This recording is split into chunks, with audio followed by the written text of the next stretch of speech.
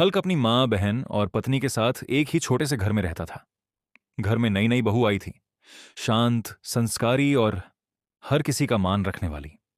सुबह सबसे पहले उठकर चूल्हा जलाती, घर समेटती, माँ की दवाइयां देती और शाम तक बिना शिकायत सब करती रहती। लेकिन बहन, नई बहू के आने के बाद उसने घर के काम से जैसे रिश्ता ही तोड़ लिया था। हर बात में ताने, हर काम में कमी निकालना। आज की बहुएं तो बस आराम चाहती हैं। हमारे जमाने में ऐसा नहीं होता था। माँ भी बहन की बातों में बह जाती। कभी रोटी में नमक ज्यादा हो गया, कभी सब्जी देर से बनी। हर गलती बहू की ही मानी जाती।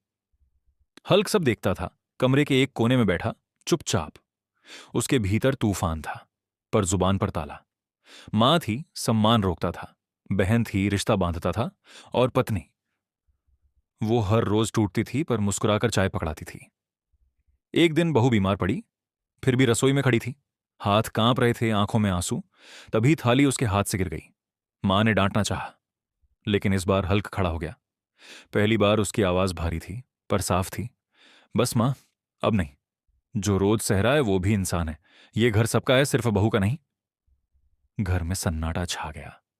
बहन की आंखें झुक गईं। मां की नजर बहू के कांपते हाथों पर गई। उस दिन के बाद घर नहीं बदला, सोच बदली। और बहू ने पहली बार उस घर में सिर्फ जिम्मेदारी नहीं, अपना हक भी महसूस किया।